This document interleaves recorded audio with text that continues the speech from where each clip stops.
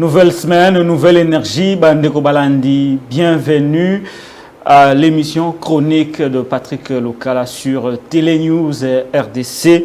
Actualité, Nakati Ekolo Congo reste dominée par la sortie officielle pour ce 29 avril 2023 au stade martyr de la plateforme Union Sacrée de la Nation, Vision, et maintenant plateforme qui soutient la candidature de Félix Tshisekedi Tshilombo à la présidentielle de 2023. Vous avez vu les membres du Présidium visiter, faire une visite d'inspection au stade de martyr de la Pentecôte. Il y a Sama Lukonde Kyenge, Christophe Mbosonko Diampuanga, Bahati Lukwebo, Vital Kamere et Augustin Kabouya. Il manquait que le VPM de la Défense, Jean-Pierre Bemba Ngobo. Nous allons décrypter ces sujets d'actualité tout au long de l'émission. Situation sécuritaire dans la partie Est. La réunion des chefs d'état-major de l'EAC était reportée à une date ultérieure. Mais néanmoins, les hostilités ont repris de plus belle. Le M23 a récupéré quelques zones où il s'était retiré. Comment peut-on comprendre cette volte-face de ce mouvement rebelle? Nous allons tout simplement poser des questions à notre invité tout au long de cette émission. Élection en RDC. La fermeture de bureaux d'enrôlement dans l'ère opérationnelle 3A. Je cite les provinces du Maniema, du Nord Kivu, du Sud Kivu, de l'Ituri, principalement Denis Kadima, invite par ailleurs d'autres compatriotes qui ne se sont pas fait encore enrôler de le faire. Et il annonce dans un communiqué officiel rendu public sur Twitter que toutes les dispositions seront prises par rapport à nos compatriotes qui habitent des zones de tension, si seulement la situation sécuritaire évoluait positivement. Voilà. Et puis la vidéo qui a fait le tour de réseaux sociaux, c'est pratiquement le chou gras des internautes. La vidéo de Loukoulasi Jean-Marie, il est député national et PCA à l'INPP. On le voit au cours de cet extrait de vidéo qui circule sur la toile. Rossé, un jeune garçon, donner plusieurs coups à un jeune garçon, un comportement indigne que beaucoup de gens ont dénoncé.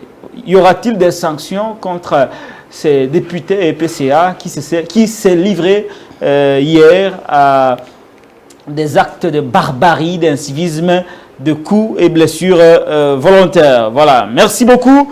Na fidélité Nabino, vous continuez à s'abonner à la chaîne Nabino Télénews RDC, chaîne de la liberté. Toyambi Ponalelo, Ndeko India Omari Force. Ndeko India Omari Force. Mbote. Mbote Mingi. Boni. Non, ça va. Ça va? Ça va, je suis bien. Je rappelle que vous êtes cadre du PPRD, parti cher à Joseph Kabila Kabange. Je rappelle que vous êtes aussi cadre du Front commun pour le Congo, ancien DGA de l'OGFREM, ancien directeur de la DGM également, spécialiste des questions environnementales. Et puis vous êtes passé aussi par les CHESD, hein, cette école de stratégie militaire. Je préfère m'arrêter là, que j'ajoute d'autres qualités. Non, politologue de votre État. C'est ça, chercheur congolais. Bon, mais dans tout ça, je préfère être plus chercheur. Et puis, je suis dans un parti politique.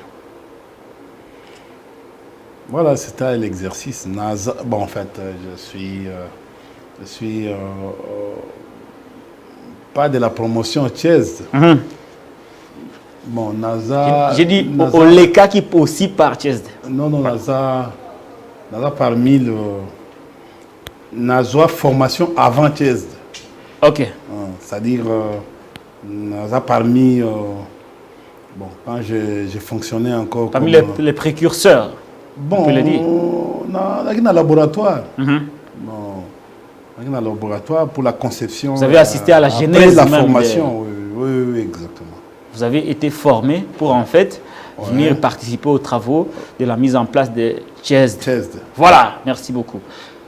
Comment pouvons-nous expliquer l'absence du PPRD à Lubumbashi, au conclave de l'opposition qui a réuni Martin Fayulu, Moïse Katumbi, Chapoué, Matata Pogno et Délice Sanga? D'abord, il faut féliciter cette organisation, mais c'est le début. C'est le début, les gens doivent cogiter, doivent se réunir, parce que les soucis aujourd'hui, c'est que les pays ne marchent pas. Le pays est en difficulté, il faut que nous sortions de ce bourbier. Il n'y a pas ni un leadership de qualité, ni une gouvernance aussi de qualité. Il faut trouver une solution. Mais pour trouver une solution, il faut faire partir le président actuel. Le faire partir. Il faut le faire partir. Ce que demande la population. Il faut le faire partir au plus tard, le 20 décembre. Il faut que nous fassions votre sanction pour permettre qu'il parte enfin de concevoir une autre gouvernance, un autre leadership de qualité. Voilà comment aujourd'hui c'est le président Paul Kagame est en train de se permettre, avec des propos humiliants, propos qui ridiculisent la République. Très bien. Comment pouvons-nous expliquer l'absence du PPRD? C'est ça que je suis en train de du camp Kabila. Oui, nous n'avons pas été invités. Les moments venus, c'est l'opposition. L'opposition doit en fait être autour des idées, doit être autour des actions. Donc, je pense que non, il faut encourager l'initiative. Une bonne chose pour l'opposition. Bon, c'est un départ. Un départ. Alors, il y a le contenu maintenant de la déclaration commune. Il y a 4 leaders. Pratiquement, ce sont aussi vos revendications. Ils ont parlé de la recomposition de la CNI. Ils ont parlé de la recomposition de la Cour constitutionnelle. Ils ont parlé également de la révision de la loi électorale. Ce qui fait que vous partagez les mêmes combats aujourd'hui. Vous êtes d'accord autour de ce combat-là? Mais tout le monde a compris aujourd'hui que... Ça veut dire autrement que Kabila va finalement coaliser avec ses pairs de l'opposition parce que les revendications sont communes pour un objectif commun. Pour le PPRD et l'FCC, l'État est notre allié. Beaucoup pensaient que nous, quand nous avons boycotté, nous n'avons pas voulu être accompagnateurs dans les bêtises, c'est-à-dire accompagner la tricherie. Nous avons vu très loin. Il a fallu que la population comprenne que Kabila avait réfléchi et avait déjà vu très loin que tout le monde. Aujourd'hui, cette loi-là, qui est sortie nuitamment, qui n'a pas suivi la procédure, qui a été promulguée sans, au fait, des règles d'art et que nous avons décriées, cette Cour constitutionnelle qui ne garantit pas l'équilibre, cette CENI-là, que nous disons toujours une CENI monoethnique, une CENI qui est venue troubler, une CENI sans opposition, qui viole la loi. Nous avons dit, on ne peut pas aujourd'hui aller aux élections, c'est-à-dire Kabila ne peut pas accepter d'aller aux élections tant que ses compatriotes de Kwamotu n'ont pas accès, tant que ses compatriotes qui sont à Ishacha, qui sont à Bunagana, qui sont à Kichanga et les autres ne sont pas là. Donc, au fait, il compatit avec les autres. C'est une question de jours. Si nous nous mettons d'accord, 2 ou 3 jours, 4 ou 5, mais ce qui se passe à l'Est, il suffit que nos autorités nous donnent l'espoir que nous pouvons terminer la guerre dans 10 jours. Et les autres peuvent se permettre, peuvent venir s'associer avec nous pour s'enrôler. Donc, au fait, on ne peut pas abandonner une partie du pays parce qu'on a soif d'aller faire les meetings, par exemple. Parce qu'on a soif de tromper la population qu'il y aura des élections tant que vous-même, vous n'êtes pas d'organiser ces élections.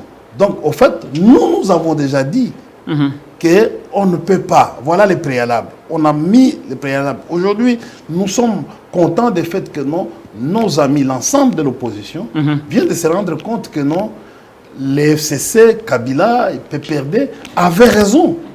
Avaient raison. Et nous ne pouvons que frotter nos mains pour les remercier et continuer la route. Alors, vous pensez, dans la méthodologie, la mise en œuvre de la démarche pour aboutir à ce que vous revendiquez, je parle de l'opposition et ses revendications, comment vous allez vous y prendre? Parce que là, l'opposition a quand même aujourd'hui quelques camps, les camps de Lubumbashi et le clan Kabila, qui, en réalité, tous les deux clans ont les mêmes revendications concernant la CENI. Est-ce qu'il n'y a pas nécessité de mettre en place une plateforme de l'opposition dans son ensemble pour pouvoir lutter afin d'obtenir gain de cause par rapport aux revendications que vous avez? Parce que je crains fort que vous ayez des revendications, mais que vous puissiez chercher à obtenir gain de cause de manière éparse, de manière dispersée. Joseph Kabila a des revendications. Comment compte-t-il arriver au bout?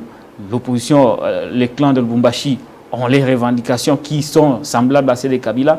Est-ce qu'il n'y a pas aujourd'hui nécessité de faire l'unité d'action dans une plateforme pour pouvoir inverser la tendance au niveau de l'Union sacrée par rapport aux réformes électorales et tout ce que vous avez? Bon, M. Lokala, je ne vous apprends rien.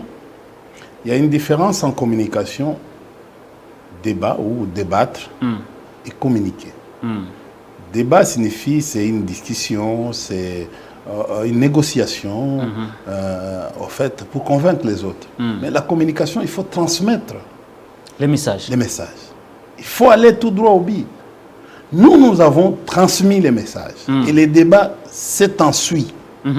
Après, aujourd'hui, la transmission, les messages que nous avons portés à son temps est en train de récolter les fruits.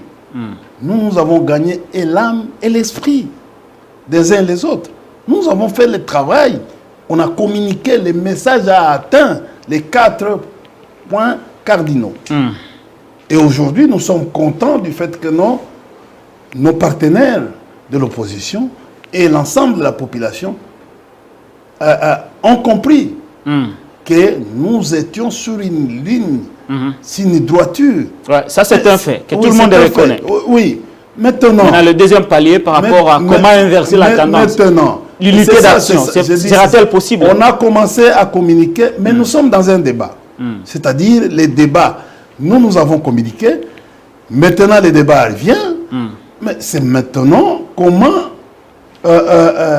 arriver, pas réunir une plateforme, c'est-à-dire continuer davantage à mobiliser à travers les messages que nous avons portés à son temps. Et c'est le travail que nous sommes en train de faire aujourd'hui. Si nous avons transmis le message en termes de communication et que ce message a atteint les cibles, vous savez, a atteint les récepteurs. Nous étions des émetteurs. Nous avons émis. Aujourd'hui, les récepteurs ont compris le message, a compris la quintessence de notre message.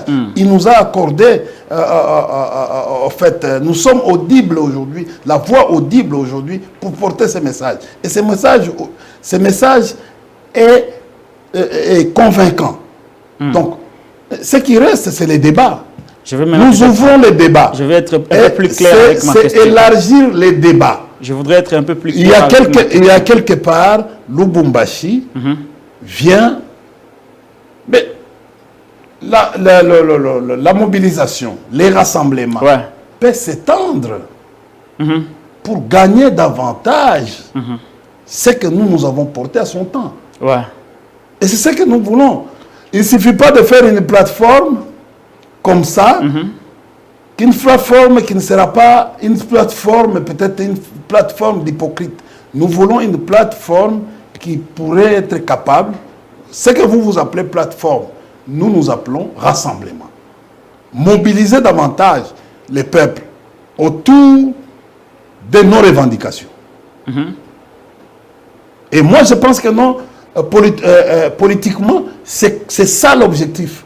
On doit, dans la diversité d'opinions, mais on arrive aujourd'hui à l'homogénéité de nos revendications. Et les gens viennent. Ils trouvent que non, c'est essentiel aujourd'hui par rapport aux indicateurs que nous avons. Tout le monde sait que non, ces élections ici, ce sont des élections pratiquement chimériques, ce sont des élections de tricherie, ce sont des élections des CRR, ce sont des élections... Tout le monde sait déjà que non, il y a un problème, il y a des évidences à ce terme. Qu'aujourd'hui, les FCC de Kabila avaient déjà vu avant les autres. Très bien. Alors, ma question est celle de savoir, vous parlez du rassemblement, parce qu'il y a, moi j'ai parlé d'unité d'action. Je voudrais être un peu plus clair avec ma question. Mais le rassemblement, c'est dans le sens d'unité d'action. Oui, mais je ne refuse pas. Chacun a son concept ici. Mais nous sommes arrivés aux mêmes revendications aujourd'hui. Laissez-moi vous poser la question, M. Ndiaye. Alors, vous parlez du rassemblement, parce que le problème aujourd'hui, vous vous êtes accordés tous sur ces revendications que j'ai rappelées. Récomposition de la CENI, récomposition de la Cour, et puis la révision de la loi électorale. Ouais. Alors, il y a les délais constitutionnels. C'est-à-dire que les élections doivent se tenir le 20 décembre 2023. Ouais. C'est-à-dire qu'il faut tenir à ces délais. Les délais, oui. Oui. Vous êtes tous d'accord. Convoquer les élections dans les délais. Dans les délais. Troisième, quatrièmement, c'est la sécurité. Il faut que nos amis qui sont à Kwamoutou... Très bien. Parce que vous êtes sans ignorer que M. Mbosso a fait une déclaration disant que le gouvernement actuel n'a plus le contrôle même du fleuve. Donc, il nous a mis dans l'incertitude. Nous avons besoin de la sécurité pour aller aux élections. M. Bahati, qui est pratiquement l'héritier, je peux dire, constitutionnel, a aussi dit que le pays vit dans l'incertitude. On ne sait pas, ce qui peut arriver. Ce qui peut arriver. C'est-à-dire que non, regardez deux chambres avec des versions qui inquiètent l'ensemble de notre peuple. Nous disons aujourd'hui que non, il est important que nos revendications, nos 5 revendications-là, soient prises en compte. Très bien. Voilà le travail que nous sommes en train de faire. Maintenant, l'opposition converge dans une ligne. Ça, on a compris. C'est de rassembler, de mobiliser la population autour des actions. Justement, avant de mobiliser la population autour des actions, l'opposition elle-même doit être unie. Et ça, c'est un fait. Laissez-moi poser la question. Déjà, nous devons être unis autour des concepts. Oui, mais excusez-moi, pas autour des individus. Je vous prie de me laisser poser ma question. Alors, quand vous dites rassembler pour mobiliser les peuples autour des actions, dans ces cadres, le conclave de Lubumbashi... Autour des idées et actions. Voilà, exact. Dans ces cadres, le conclave de Lubumbashi prévoit une manifestation ici à Kinshasa pour ces revendications de la loi, tout ce que vous voulez. C'est à ce niveau que je voudrais savoir, comme vous avez convergé par rapport à une thèse sur l'ensemble des revendications, est-ce que le PPRD de Joseph Kabila sera aux côtés de ses pairs de l'opposition ce 13 mai lors de la manifestation qui sera organisée à Kinshasa? Le PPRD n'a jamais refusé. Je n'ai pas dit que le PPRD avait refusé. Est-ce qu'il y sera aux côtés? Je vous réponds. Ouais. Les PPRD, vous les avez vus dans les cas,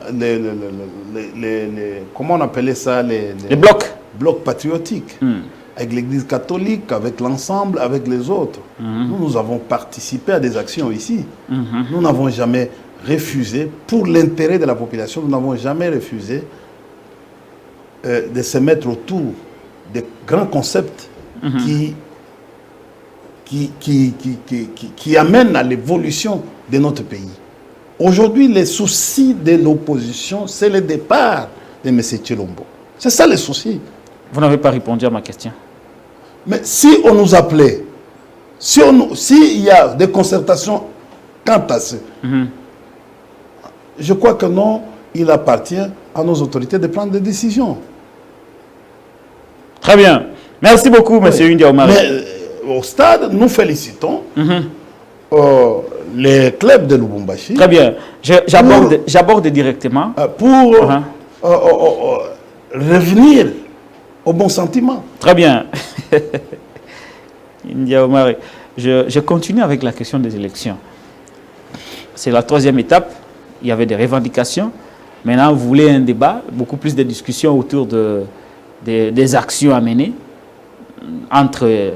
des discussions entre les opposants, c'est-à-dire les camps de Lubumbashi, Joseph Kabila et le reste, des discussions larges autour des actions communes pour rassembler les peuples afin d'inverser la tendance au niveau de ceux qui dirigent le pays par rapport à la tenue des élections. Est-ce que vous croyez... Ce n'est pas de bonnes idées, selon toi? Moi, je pose des questions. Est-ce que vous croyez que cette fois-ci, l'opposition sera à même de s'unir autour surtout des actions pour inverser la tendance et au cas où le pouvoir ne vous réservait pas une suite favorable, quelle pourrait être l'attitude de l'opposition à ce moment-là? Ok.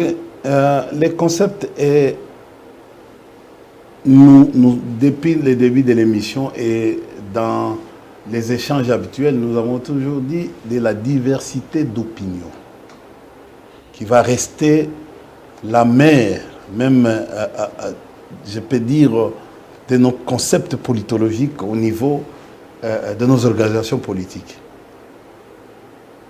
Nous, on se rassemble pas au niveau parce qu'on a besoin, nous avons besoin des actions. Redressez-vous un peu sur votre chaise, ok. Oui, Très bien. Nous avons besoin des actions. Mais pour arriver aux actions, il faut des idées. Nous sommes tombés d'accord tous sur les revendications. Ouais. Mais nos amis qui étaient à Lubumbashi, qui sont à Lubumbashi, peuvent se joindre à nous, ou soit nous pouvons être ensemble, comme nous l'avons toujours été. Très bien. Cette étape-là, on a passé. Au fait, nous n'avons jamais refusé parce que l'appel, à chaque fois on nous appelle, là où il y a l'intérêt du pays, nous venons toujours. Ça, on a déjà passé cette étape d'analyse. Vous avez vu, l'opposition tout entière était la première force pour revendiquer ce qui s'est passé à l'Est, pour soutenir l'armée, notre armée. C'était l'opposition. À un certain moment, l'IDPS même avait refusé de soutenir notre armée.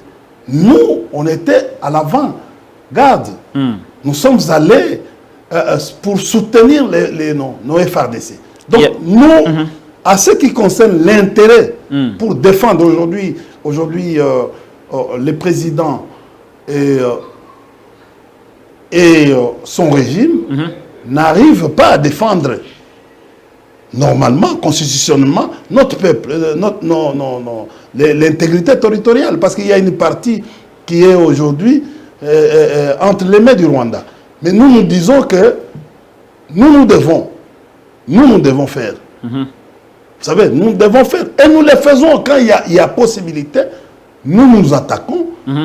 Nous allons comme opposition. Opposition signifie quoi? Nous mettons les idées à l'avant-garde. On ne prend pas les armes. Ce n'est pas notre fonction. Notre fonction, c'est de parler. Vous croyez à l'efficacité des actions pour inverser la tendance? Je crois à l'efficacité. Comment pouvez-vous le démontrer? Le travail que nous sommes en train de faire est un travail efficace.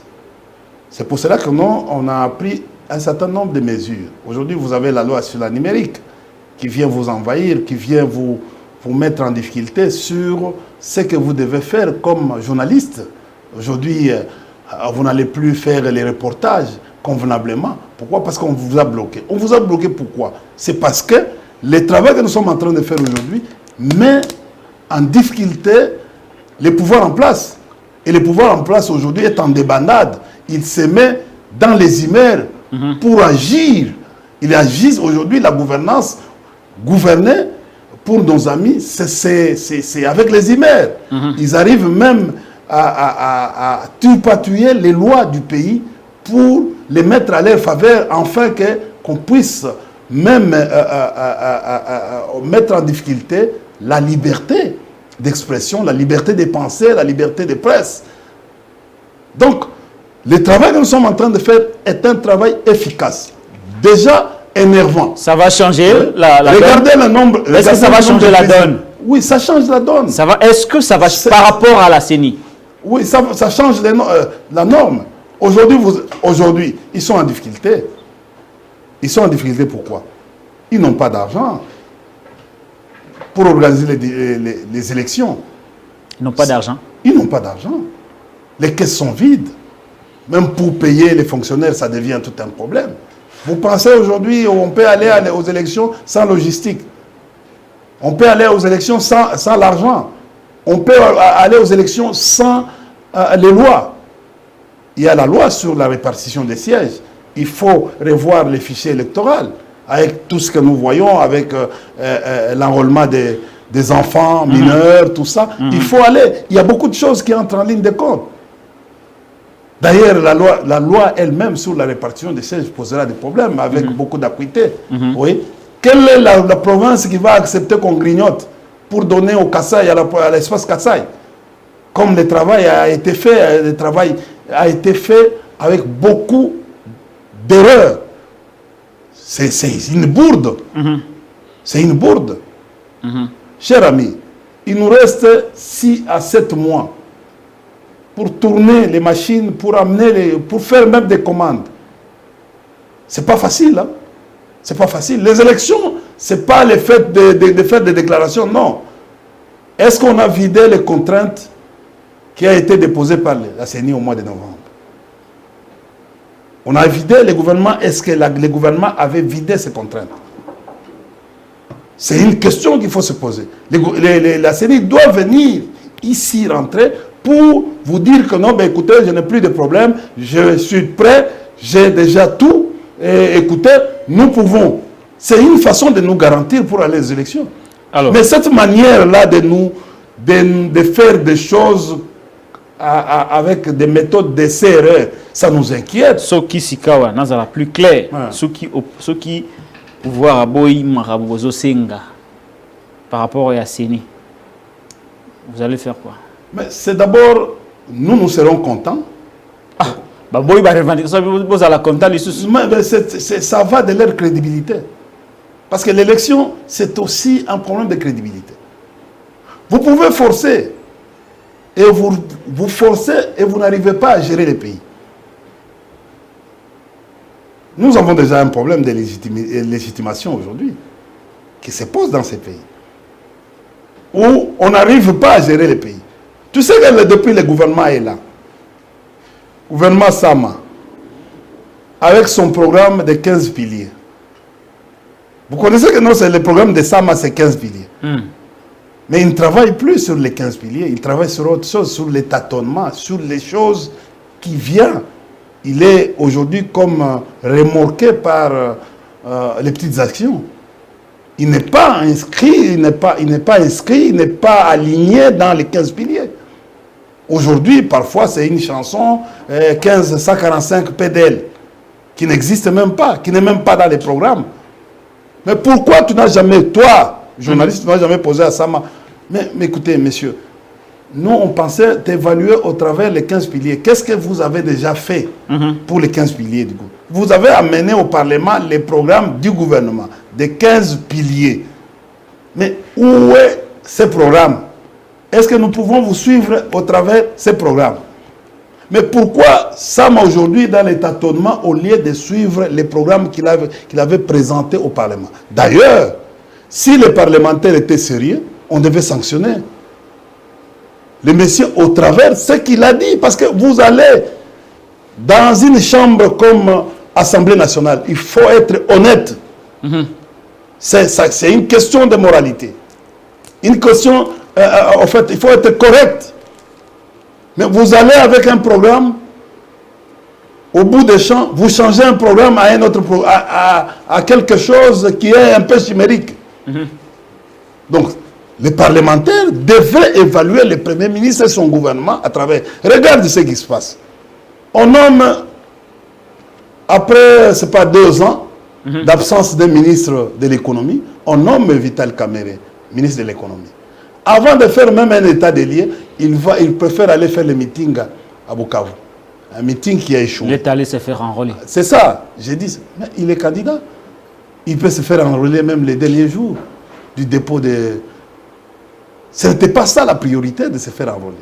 Sa priorité que le peuple attendait, c'est par exemple des réformes économiques, telles que par exemple la diversification de notre économie. Comment maintenir les structures de prix. Nous avons aujourd'hui un problème d'inflation. Aujourd'hui, le pays va directement vers la récession. Mais je pense que non. Les ministres camérés devaient s'inscrire, devaient se concentrer dans les dossiers et nous donner, par exemple, faire un état des lieux et prévoir les mécanismes comment faire face aux problèmes d'ordre économique. Nous avons des problèmes aujourd'hui macroéconomiques. Très bien. Alors, écoutez, aujourd'hui, le pouvoir d'achat de votre propre famille, donc au niveau des paniers de ménagères, intenable. Intenable. Donc, voilà. Il préfère, il sort, il rentre ici, il va là où il y a la facilité. Je les vois dans une vidéo, c'est au stade des Martyrs. On va en parler. Merci beaucoup, India Omari. C'est pour vous dire ceci que non, rien de productif, rien d'essentiel pourrait sortir de l'union sacrée où les gens sont plus concentrés vers les élections, vers de se concentrer à améliorer qualitativement la vie de notre peuple. Merci beaucoup, India Omari. On va aborder la question. C'est comme les autres qui disent, excusez, qui disent que non, les élections, ce n'est pas une panacée. Oui. Très bien. Mais il faut d'abord, même si ce n'est pas une panacée, mais nous avons besoin aujourd'hui qu'on améliore. Parce qu'on a voté l'espoir qui était rené à l'époque pour le président. C'était quoi avec l'alternance? Mais c'était pour améliorer. Aujourd'hui, ce qui s'est fait est pire. Il faut aller schématiquement dans tous les secteurs. Vous allez voir. Merci. Prenons par exemple le secteur sécuritaire. Prenons par exemple le secteur sécuritaire. Monsieur India Omari Force, le chef d'état-major aurait dû se réunir pour une réunion d'évaluation par rapport au déploiement de la force régionale sur la partie Est. Dans la partie Est de notre pays, cette réunion a été reportée à une date très ultérieure à cause, selon nos informations, de l'absence des officiels militaires rwandais qui ont refusé de se présenter sous prétexte qu'ils ne seront pas en sécurité là où la réunion devrait se tenir, c'est-à-dire la ville de Goma. Entre-temps, India Omari, le M23 a repris de plus belle les hostilités. Quelques zones hier cédées par le M23 à la force régionale ont été tout simplement récupérées. Comment pouvez-vous analyser cette situation? Est-ce que ça devient un jeu de ping-pong? On cède les territoires aujourd'hui, on les reprend demain. Finalement, c'est quoi Kinshasa ne semble plus préoccupé à cette situation? Où va finalement le pays? Vous ramassez aussi les propos de Paul Kagame sur des terres qui lui appartiendraient. Bon, de toutes les façons, il y a une science qui s'appelle polémologie. C'est une science de guerre. Vous aimez bien la polémologie? C'est une science de guerre. Il y a la RDC est en train de faire face à 3 types de guerres. Donc, dans la typologie des guerres, nous avions la première guerre, c'est le terrorisme que nous avons aujourd'hui. Parce que nous disons la guerre, c'est l'absence de paix. En fait. Et la paix, c'est l'absence de guerre, c'est vice-versa. Donc, nous avons le premier type de guerre, c'est le terrorisme, et le deuxième type de guerre, c'est la guerre intra-étatique, c'est-à-dire qui est fabriquée par, qu'on appelle cheval de Troie. Donc, le commanditaire est obscur, il n'est pas repérable. Il peut être repérable sur le plan esprit, sur le plan intellectuel, parce que c'est lui qui finance, c'est lui qui donne les matériels, mais il organise des personnes qui revendiquent au niveau interne, il les finance et il les arme. Ça s'appelle la guerre intra-étatique. Nous avons aussi la troisième forme, ou troisième type de guerre, c'est la guerre au fait inter-étatique. C'est-à-dire que c'est la guerre d'évasion, la guerre entre États. Entre États. Donc, sur le plan classique, cette guerre est en train de prendre d'autres formes. Et c'est comme ça qu'il faut comprendre la situation de l'Est. Aujourd'hui, les fameux M23, c'est des lèvres de certains compatriotes congolais qui sont au pouvoir aujourd'hui, qui ont manigancé pour qu'une rébellion qui a été neutralisée, qui a été défaite, revienne aujourd'hui en 2019, après plusieurs années. Donc, le président nous avait dit, il a annoncé aux Nations Unies. C'est ce qui est compliqué. C'est cet embryo-là que la communauté internationale ne comprend, en fait, cette situation que la communauté internationale ne comprend plus. Pourquoi? Il annonce que le M23 a été défait en 2013 et on arrive en 2019, le président lui-même envoie une délégation au Rwanda pour parler avec le M23 et signer les accords avec le M23. C'était le 11 et le 12 juillet 2019. Et plus tard, toi et moi, nous avons subi, nous avons été informés par le fameux M23 qu'ils sont venus ici. Mbata l'a aussi reconnu. Oui, Mbata a reconnu que ces gens-là étaient ici. Ils ont été financés et logés ici. Mbata a dit que c'était une erreur. Hein? Oui, bon, mais c'était une... Maintenant, il accepte. Ils doivent s'assumer. Nous disons quelque chose qui a été neutralisé. C'est-à-dire que non, c'est le pouvoir en place qui a créé sa rébellion, une autre forme de rébellion, pour vouloir se protéger ou vouloir amener le pays dans le glissement pour éviter les élections. C'est ce que nous sommes en train de voir. Nous disons qu'aujourd'hui, le vrai cheval de Troie, c'est le régime en place. Dans cette affaire. Pourquoi? Parce que personne ne nous a jamais dit pourquoi il y avait une signature qui était représentée à l'époque par Ibalanki et il y avait une feuille de route signée conjointement avec les fameux M23. Il y avait une feuille de route. Et c'est pour cela que non, vous voyez même dans le processus, les autres États insistent, que ce soit l'accord de Luanda, tout ça, le processus, ils insistent parce qu'ils ont trouvé une certaine vérité là-dedans. Donc, au fait, nos amis doivent dire à la population exactement ce qu'ils ont fait et peut-être même demander pardon. Parce qu'aujourd'hui, nos familles sont endeuillées à cause de leurs mauvais choix. Leur mauvais choix. Ils ont opéré un choix stratégique, pensant que en ouvrant cette brèche-là, ça pourrait être bénéfique pour eux. Et ils ont oublié que non, les M23 n'avaient pas les contenus. Il y avait la contenance. Et l'armée qui était composée, armée M23, c'était le Rwanda et l'Ouganda. C'était ça.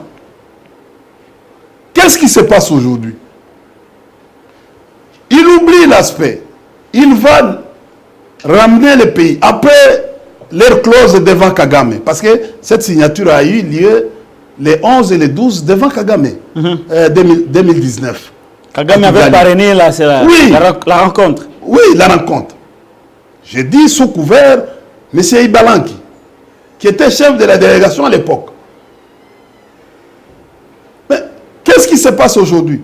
On oublie les deux belligérants, les deux grands belligérants qui ont même créé, qui ont même mis le contenu de cette fameuse rébellion qui n'a pas de concept aujourd'hui. Parfois, les gouvernements appellent un mouvement terroriste, parfois les gouvernements appellent une force, c'est pas défaitiste ou quoi, tout ça. Il y a des concepts qui ne cadrent pas avec l'aspect international. Je fais rentrer un peu en arrière pour que non, je puisse étoffer mon argumentaire par rapport à ce qui se passe à l'Est. On va adhérer, faire adhérer un pays. On dit que non, mais ça ne sert à rien de vous battre pour des portions de terre. Des portions de terre, c'est l'EAC qui deviendra notre mère patrie. Oui. On va ouvrir, peut-être c'est compliqué, l'intégration économique est différente de l'intégration politique. Et puis, les barrières douanières est différentes d'ouvrir les barrières pour les frontières, c'est-à-dire casser les frontières et que ça devient tout un pays. Et on va ouvrir les frontières jusqu'à l'océan Indien. D'après les concepteurs de ne pas se battre pour des petits morceaux de terre, il faut voir. Ils donnent la possibilité aux autres de considérer la RDC, c'est ça le langage de Kagame, de considérer la RDC comme un champ, comme terre de tous les États. Or, aujourd'hui, le fait déjà de faire cette déclaration, le président de la République est allé même violer la conférence de Berlin, qui a tracé nos frontières avec les autres États. Vous pensez que c'est à cause de cette déclaration du président de la République que Kagame aujourd'hui dit clairement qu'il a des terres rwandaises ici qu'il doit récupérer? Bon, c'est déjà ouvrir une brèche. Le problème c'est quoi? C'est Kagame, ses propos est dangereux et même en fait menaçant à l'endroit de la RDC. Mais on ne nous dit pas que non, il n'est pas obligé de nous menacer. Oui, il peut nous menacer. Il peut le faire. Hein? Il peut le faire. C'est une ambition. Nous aussi, nous pouvons le faire. Nous pouvons aussi le faire. Pourquoi on ne le fait pas? C'est la question. Est-ce qu'à l'époque de Kabila, il pourrait se permettre de tenir ses propos? Bon, la question que je me pose... Non, non, il faut regarder ça en termes de leadership. Cette manière de voir les choses, vous avez permis qu'il parraine, qu'il vous parraine en 2019, et vous avez déclaré tout haut, Yonani Oboya Kagame. Et il est venu ici comme un roi. Il a été accueilli comme un roi au stade, oubliant que c'est lui, les misères, et en fait, la misère de la République démocratique, c'est lui qui a créé les atrocités dans cette partie. Et c'est lui qui nous a amené pratiquement, en fait, l'opération turquoise avec les Français. Donc aujourd'hui, pratiquement les pays dans ces bourbiers. Donc, au fait, vous l'avez accueilli, il a imposé, vous l'avez appelé même frère, qu'il était votre frère. Et je vois très mal aujourd'hui, même si on dit, bon, la politique change, oui, elle est changeant, mais cette dynamique de la politique doit se référer sur base des principes, sur base d'une cohérence. C'est-à-dire, vous avez commencé quelque part, vous retrouvez que non, je peux aller sur ce plan-là et de faire attention avec ces messieurs ici. Parce que ces messieurs ici nous avaient déjà fait du mal avant, mais je dois être prudent. Nous l'avons vu à un certain moment avec la diplomatie secrète, avec Henri Kissinger. Mais malgré la guerre froide, cela a permis à Kissinger d'aller vers bon, pas la fédération, l'Union soviétique, mais il était toujours prudent par rapport à la philosophie, par rapport aux idéologies. En fait, parce que c'était une guerre d'idéologie, il était toujours prudent par rapport à ça.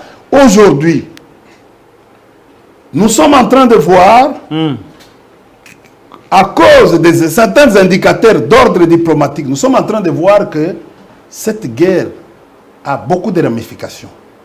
Pourquoi? Je vous ai dit ici... Est-ce que cette guerre profite aussi au pouvoir en place? Bon, d'une manière ou d'une autre, parce que si ça ne profitait pas au pouvoir en place, pourquoi l'ambassade du Rwanda continue à exister dans ce pays? Pourquoi il n'y a pas une rupture? Parce que La guerre aussi, c'est Et la puis, définition de la Karega... Attendez, Ouais. la guerre, la définition de la guerre, c'est l'absence, c'est la rupture totale. Mais si nos amis de l'IDPS peuvent prononcer les mots la guerre, même si ils n'ont pas encore, au fait, déclaré cette guerre, cette forme de guerre sur le plan de l'ordonnance qui devait être tenue par le président de la République. Donc, il se joue, on continue à se jouer de nous. Mais s'il y a une guerre, la loi prévoit à ce qu'on déclare, c'est l'article 86 de la Constitution. Pourquoi le président de la République tarde à déclarer la guerre au Rwanda? C'est la grande question qui reste pendante. Oui. On va changer, attendez. Et c'est pour ça que je reviens rapidement, vite, à l'ambassade. Pour citer. Pourquoi cette ambassade est renforcée aujourd'hui par les Rwandais? Le nombre de Rwandais de 2019 à 2023 aujourd'hui est renforcé totalement. Malgré qu'il y avait un départ d'une seule personne qui s'appelait Karega, ambassadeur. Ambassadeur de la RDC basé au Congo-Brazzaville. Il est ici. Aujourd'hui, l'ambassade est tenue par un chargé d'affaires AI, avec de grands espions. Il y a un attaché militaire qui est là-bas. Et ce chargé d'affaires joue le même rôle que l'ambassadeur. Bon, nous pouvons aller dans les principes diplomatiques. Tu sais que dans le monde, il y a eu des ambassades à multiples représentations. C'est-à-dire que tu peux devenir, tu es chargé d'affaires avec multiples représentations. Tu peux devenir ici, mais tu diriges le Congo-Brazzaville, tu diriges le Burundi, tu diriges l'Afrique du Sud, tu diriges... Mais qui sait que Karega, même si vous l'avez chassé, il est devenu aujourd'hui en Belgique, il peut avoir toutes les informations. Il est ici basé au Congo-Brazzaville. Ambassadeur du Rwanda en RDC, mais basé au Congo-Brazzaville. Mais si c'est comme ça, donc, si c'est comme ça, les chargés ici d'affaires dépendent. Donc, le Rwanda a créé son ambassade, son ambassade avec multiples représentations. Or, c'est acceptable dans la pratique diplomatique. C'est acceptable. C'est-à-dire que non, ces messieurs-là continuent à tenir l'ambassade à l'œil. Il a toutes les informations. Dernière question. Pourquoi donc c'est grave. Maintenant, si j'étais dirigeant de ces pays, je devais commencer par d'abord fermer. Alors pourquoi Félix ne ferme pas l'ambassade du Rwanda en RDC, malgré ses dénonciations, ses accusations contre Kagame? C'est ça. Pourquoi il ne le fait pas? Allons dans la pratique diplomatique. Pourquoi il ne le fait pas? Allons d'abord, je vais pour répondre à votre question. Directement, parce que là, on court derrière l'État. Non, c'est ça. Je suis en train d'expliquer à la population qu'ils comprennent ce qui se passe dans la pratique diplomatique. Et pour que vous puissiez voir qui est en train d'agrémenter tout ce que nous sommes en train de vivre aujourd'hui, notre misère. Si le chargé d'affaires veut voir le ministre des Affaires étrangères, parce qu'il est accrédité auprès du ministre des Affaires étrangères, tous les chargés d'affaires sont accrédités auprès du ministre des Affaires étrangères. Mais les ambassadeurs sont accrédités auprès du président de la République.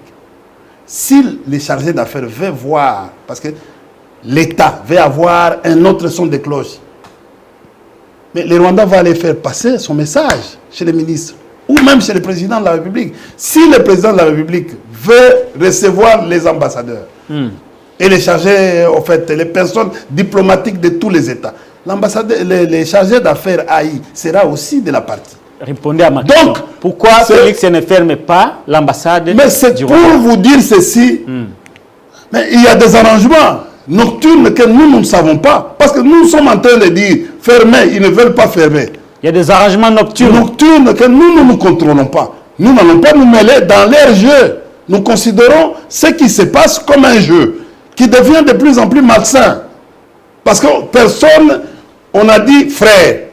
Mais ces cordons ombilicaux de frères continuent même au niveau des ambassades, de l'ambassade aujourd'hui. Nous, on n'est pas au Rwanda. Depuis le départ de notre ambassadeur qui est devenu juge constitutionnel ici, on n'a plus. On n'a plus presque. Mais on devait faire les droits de réciprocité. C'est-à-dire qu'on a fermé aussi notre ambassade. Qui est le responsable dans notre ambassade au Rwanda? Que vous connaissez. Merci. Donc, le fait de maintenir cette ambassade ici, et d'ailleurs, tous les personnels qui sont renforcés aujourd'hui sont dans les boîtes ici. Ils cherchent les informations de l'État. Ce sont des espions. On se croise tous les jours dans les restaurants ici. Et tout ça, nous sommes en train de nous adresser au régime en place qui doivent cesser leur jeu, qui devient un jeu un peu malsain, anormal. Pourquoi? Parce qu'on ne comprend plus rien. Nous sommes en guerre avec les Rwandais. Vous ne voulez pas déclarer la guerre, vous ne voulez pas prendre un acte, les dispositifs sur une disposition constitutionnelle de l'article 86. Aujourd'hui, nous sommes vous dites la guerre. C'est quelle guerre que nous avons? Parce que même le principe lui-même, on ne pourrait pas parler de la guerre en RDC tant que le président n'a pas encore pris l'acte constitutionnel. Ça, et je mets quiconque à défi de venir tenir un débat avec moi en cette matière. Merci beaucoup. Les gens pensent que ce sont... Non. Administrativement, les politologues ont une bonne maîtrise sur ce plan-là. Et c'est comme ça que je suis en train de dire à nos amis que non, nous venons de commettre une grande erreur. On continue à pleurnicher, comme Macron nous a dit ici. Ça ne sert à rien de chercher les boucs émissaires. Il faut chercher les boucs émissaires au niveau interne. C'est nous-mêmes. C'est nous-mêmes. Oui, voilà. Merci beaucoup, India Omari. On va prendre le tout dernier sujet de cette émission avec ces images que vous voyez. Non, Alors, on va chuter pratiquement, on change de sujet. India Omari, on change pratiquement de sujet. On prend le. Vous voulez mettre l'accent sur ce qui se passe actuellement avec la guerre. C'est une question que vous avez. Oui, mais c'est ça. Vous avez eu tout le temps. On passe à autre chose. Toujours à Suko Mamba, union sacrée. Excusez, je vais mettre un peu. Le temps, non? Oui, une minute. Ouais. Ce qui se passe, il y a ruse de l'EAC et du M23. L'EAC, c'est le M23 pour moi. L'EAC, c'est le M23. Pourquoi j'ai dit ça? Quand vous regardez nos frontières, parce qu'il faut avoir la géographie militaire ou la cartographie, vous allez vous rendre compte que le Congo à Bunagana ne fait pas frontière avec les Rwandais, ni à Ishasha, ni dans tous ces villages-là, fait les frontières avec l'Ouganda. Je me suis toujours posé la question comment le M23 qui a quitté le Rwanda a atteint les frontières de la République démocratique du Congo. Il ne pouvait passer que par l'Ouganda. Par l'Ouganda. Donc, les meilleures des troupes qui sont entrées pour venir être considérées par les gouvernements comme M23 ne viennent que ce sont des troupes ougandaises.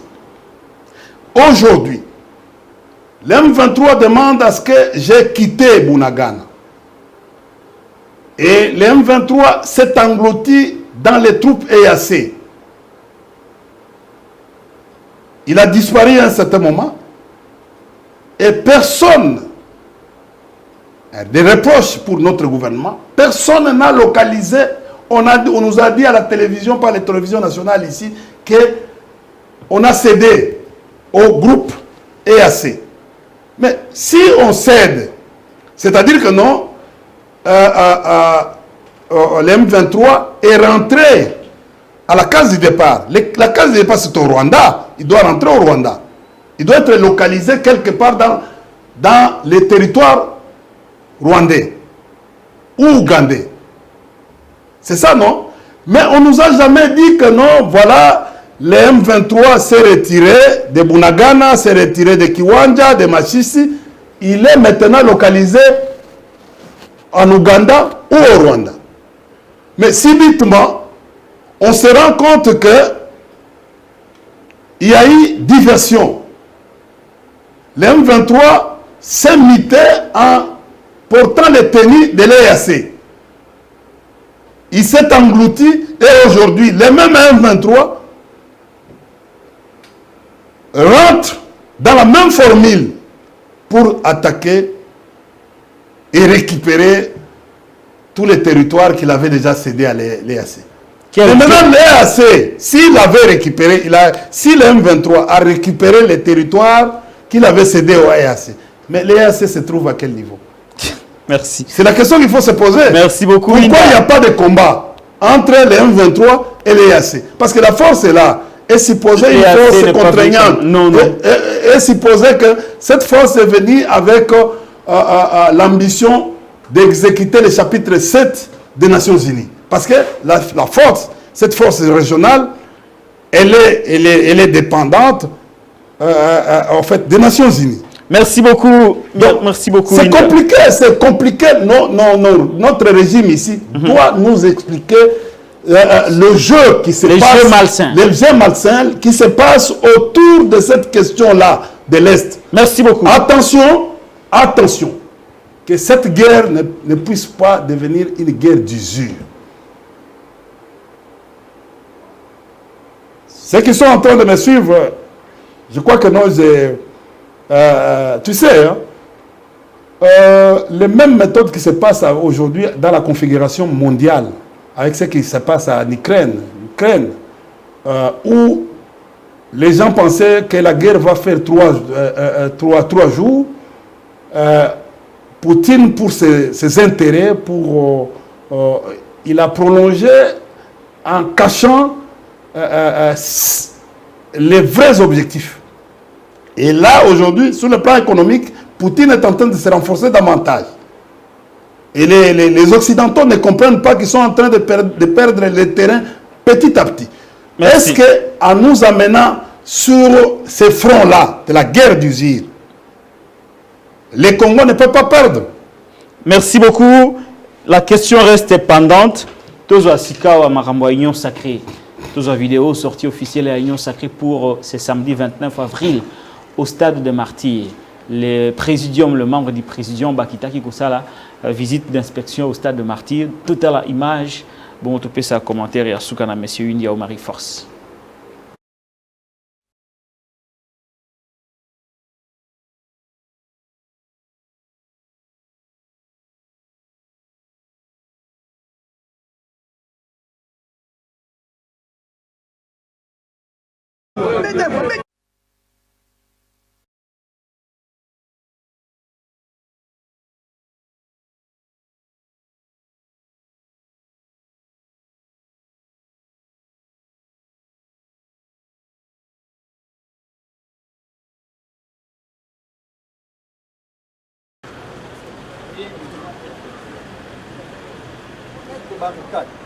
Avant d'accéder dans la zone, on s'est vérifié.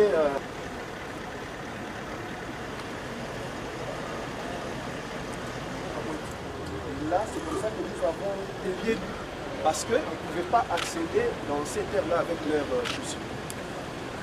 Qui sont au-dessus, si, ceux qui sont au-dessus. C'est Kassana.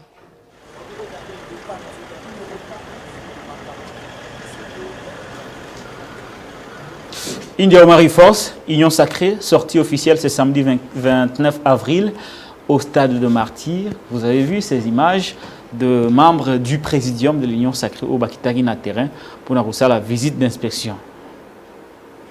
C'est une aventure de mauvais goût. Ah, une aventure de mauvais goût. Oui, un premier ministre. L'Union Sacrée s'apparente à un parti-État. Hein? Parce que quand vous voyez, est-ce que le Premier ministre sait le rôle qu'il est en train de jouer dans ce pays? Pourquoi il doit te rabaisser à ce genre de choses? Ça, c'est le ministre de la République, non? Monsieur Kaboulou, il est ministre de la République. Monsieur Mbosso, non, Kaere est ministre de la République. Il est dans le présidium. D'ailleurs, il entrave. Vous connaissez les articles 97, 96 et 97 de la Constitution. C'est de l'incompatibilité. Ce qu'ils sont en train de faire, c'est grave. On leur a donné une fonction dans une organisation politique. C'est grave. Et comme on a donné au président de la République, haute autorité politique. L'autorité suprême. Oui. C'est grave. À un moment donné, nous allons en débattre sur cette question. Ce qu'ils sont en train de faire, c'est le même modèle du parti-État que nous avons connu. Le même modèle du parti-État. Oui. Moi, je pense que non, pour un problème d'une manifestation, d'une organisation, c'est un fait privé. Ne peut pas intéresser le Premier ministre, les membres du gouvernement, les deux chambres du Parlement. C'est très grave de nous, c'est-à-dire de nous exhiber leur biceps pour nous dire nous sommes en train de forcer. Nous voulons aujourd'hui, écoutez, les enfants de Banambinza, le groupe de Mbinza là. C'est ça que nous sommes en train de vivre aujourd'hui, qui reprennent. Voilà pourquoi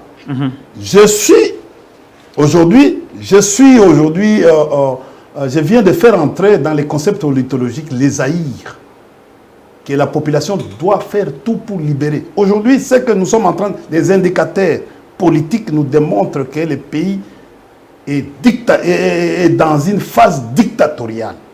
Les indicateurs politiques aujourd'hui nous démontrent ça. Et la population doit faire beaucoup d'efforts pour libérer ce pays avant le 20 décembre 2023. Mais sous Kabila, on a vu les FCC aussi regrouper des personnalités politiques, même les membres du gouvernement. Non. Est-ce qu'on ne vous a pas copié, en fait? Non, en fait, on copie très mal. On copie très mal. Sous le président Kabila, au moment des campagnes, nous avons vu FCC signer des chartes. Mais FCC, cette charte n'existe pas. N'a jamais désigné les membres du gouvernement comme des responsables au présidium. On a mal copié cette histoire. Aujourd'hui, ça posera problème quand nous allons commencer nos échanges. On va commencer à broder sur la situation politique. Ce qui se passe, regardez, quelle est l'importance aujourd'hui? Est-ce que l'importance de mon aîné Kamere, c'est de venir là-bas, le temps qu'il a passé, il devait il devait le passer au bureau. Il y a d'autres choses qu'on ne peut pas. La politique, c'est de l'estime, c'est de l'honorabilité. La politique, c'est en fait, c'est une science de noblesse. Vous savez, il est maintenant, il ne s'appartient plus. Il est membre du gouvernement. On lui interdit un certain nombre de choses. Bemba n'est pas là. Oui, je crois que lui a compris. Lui a compris, il a dit non, il ne peut plus commettre une erreur. Il avait déjà commis une erreur et nous sommes montés au créneau. Il a fait. Il a compris. Mais je pense, pourquoi mon aîné Kamere ne se concentre par rapport à tout ce qu'on lui a dit sur son emprisonnement, il ne peut pas se concentrer aujourd'hui pour dire effectivement, parce que le président avait dit à un certain moment que non, c'est un homme honnête. Et correct. Correct, c'est un homme irréprochable. C'est lui qui l'a même dédouané du parquet ou de la justice. Il avait déjà dit, il avait déjà conditionné, orienté la justice selon lui, en tant que magistrat suprême. Mais je pense que non, aujourd'hui, mon vieux devait être exemplaire. Il devait éviter certaines choses. On l'attend où? Là où on l'attend, il n'est pas là. On l'attend pour la diversité de notre économie. On l'attend pour la structure des prix. On l'attend pour l'inflation. On l'attend pour... en fait, aujourd'hui, c'est que nous sommes en train de vivre avec les dollars, les taux des dollars qui montent tous les jours. On l'attend sur beaucoup de choses. Comment il va réformer pratiquement son secteur. Comment il va... Mais il est plus dans les meetings. Ce n'est pas... La population ne l'attend pas là-bas. Aujourd'hui, la difficulté que nous avons... En fait, nous avons un problème de payer les fonctionnaires. Le ministre Kamere, il le sait très bien que depuis que le président Tshilombo est arrivé, il n'a créé aucun emploi. Il n'a créé aucun emploi. Dis-moi, quel est l'emploi qu'il a créé aujourd'hui? Aucun emploi. Merci. Sur le plan systémique, dis-moi aux fonctionnels, dis-moi que non, écoutez, les investissements nous ont rapporté tel nombre d'emplois. Parce que nous, à notre époque, les 18 ans qui parlent, nous avons créé beaucoup d'emplois. Très bien, vous voulez parler de vous. On a amené le climat des affaires qui a permis, on a même sécurisé, c'est-à-dire la sécurisation en fait, des investissements sur le plan juridique, administratif et judiciaire. Merci aujourd'hui, beaucoup, ce n'est plus le cas. Ce n'est plus le cas. Regarde les désordres. On va aller, regarde les désordres à l'Institut géographique national. Vous regardez ce qui se passe. Oui, on va vendre les terrains de l'État. Un ministre se décide de vendre les terrains de l'État aux Indiens. Donc aujourd'hui, nous sommes en train de vivre un certain nombre de choses là où on attend. Tu sais, c'est ça le problème, la différence entre un homme d'État et un homme politique. Je préfère le ministre que j'ai vu là-bas d'être ministre d'État. En fait, les hommes d'État. Parce que quand un homme d'État arrive dans un pouvoir, il pense aux générations futures. Mais un homme politique, il réfléchit sur lui-même. Comment il va durer une fonction juteuse. Comment il va avoir l'argent. Et surtout, nous qui aimons la peau, cette peau. Mais c'est ça le problème. Donc, au fait, nous devons savoir à un certain moment que non, nous sommes au service du peuple. Merci beaucoup. Nous devons travailler pour le peuple, pour améliorer qualitativement les conditions de notre pays. Merci beaucoup. Quand vous allez aujourd'hui, la situation est morose. Catastrophique. Catastrophique. Le pays est dans la récession. C'est-à-dire, quels sont les critères pour que le pays... Non, attendez, on ne va pas parler de la récession aujourd'hui. Oui. Excusez, je vais vous donner le temps de la conclusion. Excusez. Ralentissement des activités économiques. Recul de PIB que nous constatons. Nous avons surendettement des entreprises publiques à l'ordre de 8 milliards. Nous avons même aujourd'hui une dette qui dépasse 10 milliards pendant 4 ans. C'est extraordinaire. Nous avons le pouvoir d'achat au niveau des ménages. C'est terrible. Merci beaucoup. Voilà les indicateurs pour que économiquement, nous disons que non, le pays est dans la récession, est entré dans la récession. Vidéo à Souka, India Omari. Vidéo honorable Jean-Marie Lukulasi, à Betty Kulunama, à Betty jeune garçon, à Betty Makofi Belé, jeune Wana de l'Ouan hôpital. Tout l'honorable député Jean-Marie Lukulasi, PCAP à INPP, à Sali, tout ça politologue Maloba, à conclure l'émission, tous les gars dans le programme. Derrick Lukeba. Oui.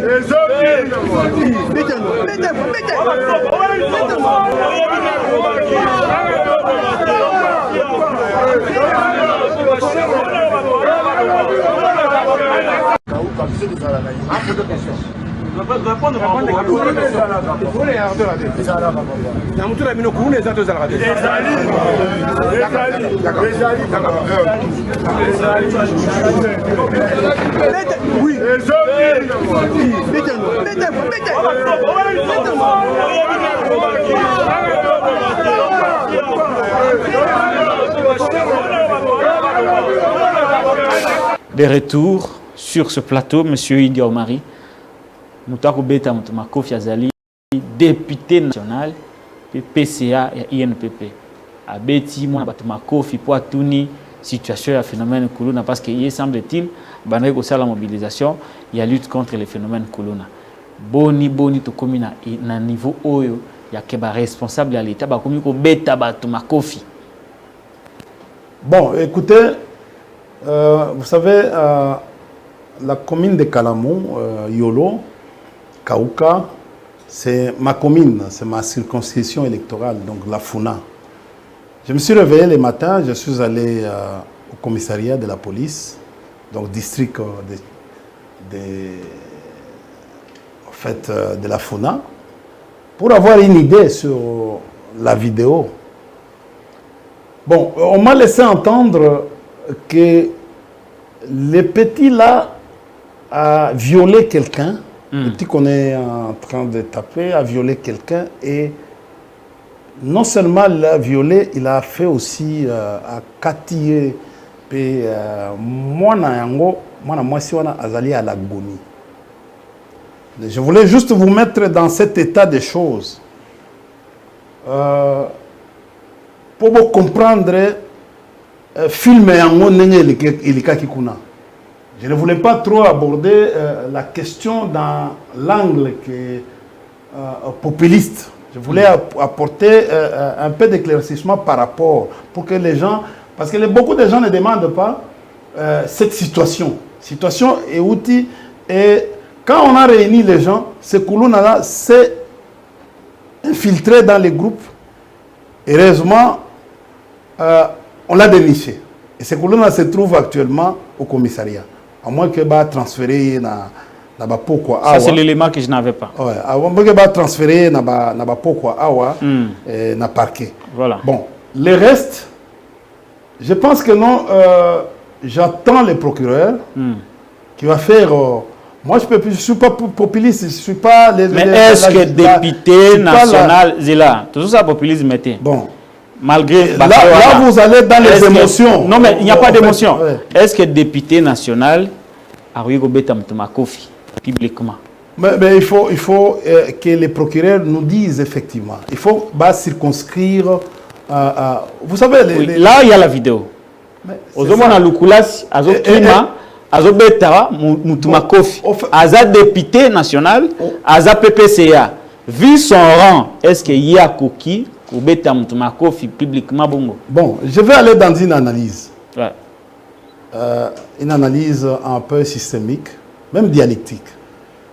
Pour vous dire ceci que non, ça devient un problème. Depuis que la loi sur le numérique au EBIMI, ils ont fait ce problème. Qui a fait sortir cette vidéo? Ma question n'est pas là-bas. Mais non, mais écoutez, ce n'est pas ça ma question. Mais c'est ça. Est-ce que le député a la loi dit ceci, la loi t'interdit de prendre une vidéo et de les jeter, de les relayer. La loi numérique t'interdit, toi. Je crois que ça doit être article 63 ou quelque chose comme ça. Oui. On ne se comprend pas. Oui, mais j'ai dit ceci. Mais on se retrouve dans... Est-ce que acte O de Kouloukula, ça les a malam? Moi, je ne suis pas... Je dis ceci. Moi, je suis... Oui, en fait, c'est la loi qui doit nous couvrir tous. Le fait, il y a... La loi numérique. Au moins, c'est sociologue. Non, non, sociologue moraliste. Oui. Qu'on défend... Je ne défends personne. Le mal reste le mal. Est-ce que il y a un mari... Malgré quand on a ma coffee. Non, moi je ne le ferai pas. D'accord. C'est qu'il y a Sali, à Sali Mandé. Nabi, je ne le ferai pas. Est-ce qu'on peut condamner ensemble cette violence? J'ai dit ceci. Moi, je ne condamne pas. Je ne suis pas un organe de la loi pour... Non, on dénonce. Nous dénonçons la violence. Mais on vous a privé. On vous interdit la loi numérique. C'est ici où je vous interpelle, même de faire une marche. On vous dit, là, ça doit être comme un reportage. Quelqu'un s'est retrouvé là-bas comme un journaliste, il récupère les médias et les images, il les balance sur les réseaux sociaux. Ça devient une infraction. Le fait de balancer une vidéo sans la permission de messieurs et tous ces gens-là qui sont là-bas, leurs faces sont visibles. C'est une infraction. Mais j'ai dit ceci. Corrigeons. On n'a pas dit à l'exception. La loi dit. Mais écoutez, je ne défends rien. Je défends. Tu sais pourquoi Non, non. Tu sais pourquoi je vous amène. Je vous amène scientifiquement pour te dire ceci que non, vous devez vous battre pour cette loi-là. Parce que la loi, elle est mauvaise. Elle nous interdit cette loi-là. En principe, c'est comme si cette loi-là vient cacher les réalités, les réalités du pays. Le débat n'est pas sur la loi. Mais le débat est sur la réaction. Vous condamnez, Jean-Marie Loukoulas. On condamne quelqu'un sur base de quoi? Est-ce que Kobeta Moutouma Kofi c'est un acte normal pour vous, sociologues, moralité? Mais j'ai dit ceci. Est-ce que c'est un acte normal? Mais toi, tu as vu cet acte au travers quoi? Au travers une vidéo infractionnelle. Répondez à la question. J'ai dit ceci. Aujourd'hui, nous sommes axés de cet acte au travers d'une vidéo. Vous pouvez nous répondre. Mais c'est pour vous dire ceci que non, la loi Eberande est une loi confusionniste, est une loi qui vient troubler encore la liberté de presse. C'est dans ce sens. Tu sais, avant cette loi, on pourrait accepter ces images. Répondre. Moi, j'interpelle. Vous avez des relations avec le Non, je n'ai pas de relation. Je n'ai aucune relation. D'ailleurs, je les combats parce qu'il est aligné au sacré. Vous les combattez. Il est aligné au sacré, c'est mon adversaire. Je pose la question pour la dernière fois. Oui. M. India Omari. Le fait de Kofi comme ça, est-ce qu'ils ont... Bon, écoutez, moi je ne suis pas procureur, mais je ne suis pas procureur. Bon, bien. Non, je ne peux pas. Si cet acte se confirme, mais ici, l'acte se confirme, nous venons de voir cette infraction au travers une autre infraction, qui était la diffusion. C'était la diffusion. On a diffusé quelque chose qui est infractionnel. Je ne défends personne. Jeune garçon, mon éducation ne me permet pas. Voilà, c'est cette loi-là qui a... Cette loi, la loi ici, protège. La loi Eberhard. Voilà le premier cas que vous devez, vous journalistes. La loi Eberhard est en train de flouer, est en train de protéger maintenant les infractions. Ceux qui commettent les infractions. Force. Na mbaki ndeko India Omari force.